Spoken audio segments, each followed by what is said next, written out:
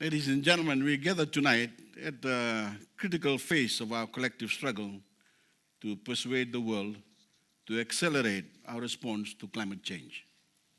And I want to thank you all, and especially our stellar lineup of speakers, for joining me for this landmark event that is part of the Talanoa dialogue at the heart of Fiji's presidency of the UN climate negotiations. Many of you will know by now that Talanoa is a specific concept of decision-making based on an inclusive, respectful exchange of ideas that we use to reach a consensus in our society about the best way forward.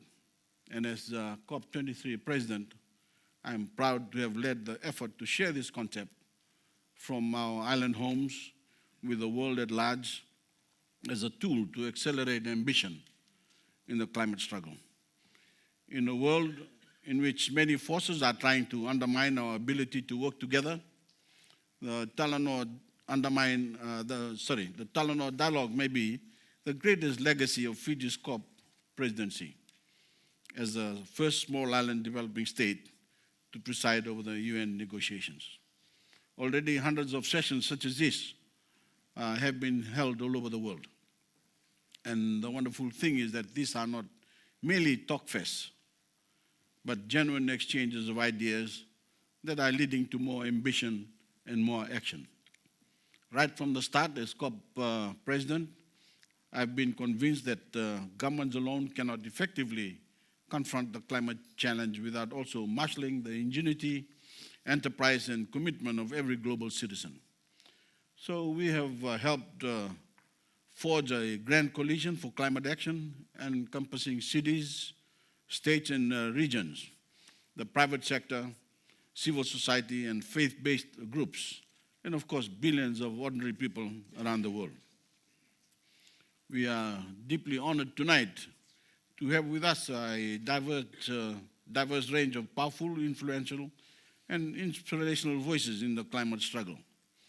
But as I tell my own people, no matter who you are, no matter how old you are, you too can be a climate warrior, an agent for change in the greatest battle of our age, to prevent a breakdown of our climate systems that are now causing stronger and more deadly fires, storms, and floodings to all parts of the world, repair our damaged oceans and lands, and in doing so, secure the futures of all 7.5 billion people who call our Earth home, as well as, of course, the generations to come. Talanoa sessions such as this are providing a sharper focus for what must be done, bringing together some of our best minds and those capable of inspiring action to motivate people of goodwill everywhere to embrace the urgency of what we need to do and the ideas that will get us there. As we know, time is running out. His Royal Highness, the Prince of Wales, made a striking observation in the recent documentary to commemorate his 70th birthday. In every other form of human endeavor, he said, we all accept the science. But on climate change, but not on climate change. And I think it is a great tragedy of our times that far too many people of power and influence are ignoring the science, the evidence all around us, because they are putting short-term economic and political interest before our collective long-term interests. Before the sustainability of our environment, our economies, and the very survival of life as we know it. Friends, as you know, Fiji is about to hand over the COP presidency to Poland, and the Polish have adopted as a theme for their presidency for the next 12 months what they call a just transition. I want to say as outgoing COP president that I agree with this, but it must not only be a just transition for those workers, regions and economies affected by the move from dirty energy to clean energy, but a just transition for everyone, and especially the most climate vulnerable. Because natural justice also demands that those human beings who are facing extreme weather events, rising seas, or changes to agriculture also be given the opportunity and the means to properly adapt, to make the transition to a more secure future in a frightening new era that in many instances they've played no part in causing. So friends, we must not only be much more ambitious in reducing greenhouse gas emissions to cap the rise in the average global temperature at 1.5 degrees Celsius over the pre-industrial age, the most ambitious target of the Paris Agreement.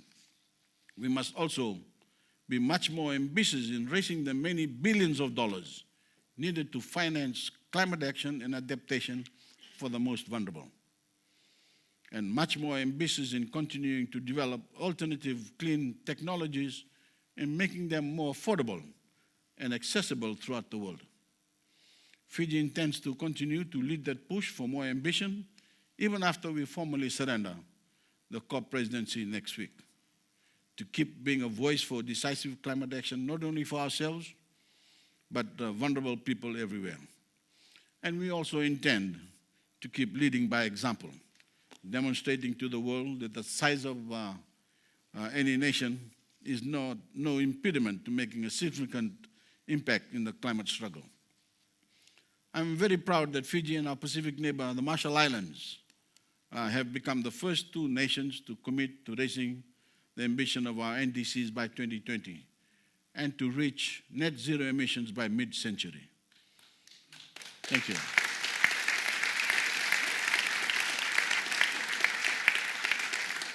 And we are appealing to all nations to do the same, a call to action from the Pacific on behalf of some of the most vulnerable people on earth.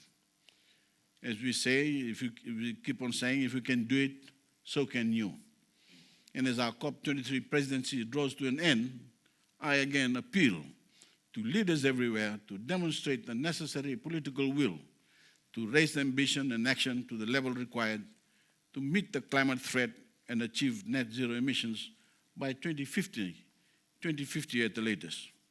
We know because the scientists have just told us that the window of opportunity is closing fast on us. So the choice we face is very static, very stark. Act decisively to preserve life as we know it and ensure the well-being of our people.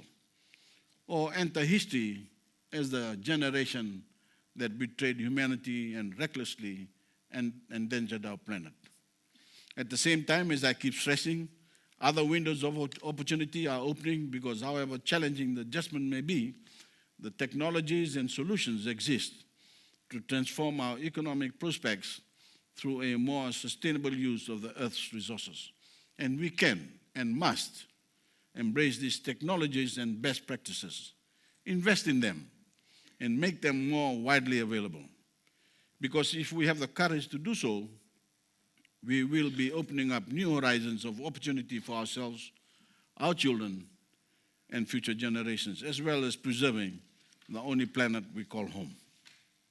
Friends, thank you for your own commitment to the climate struggle, and especially to our distinguished lineup tonight. I am deeply grateful that you are standing shoulder to shoulder with the Fijian people and other climate vulnerable people throughout the world. And now let's Talanoa for ambition, Talanoa for change. Thank you and God bless you all.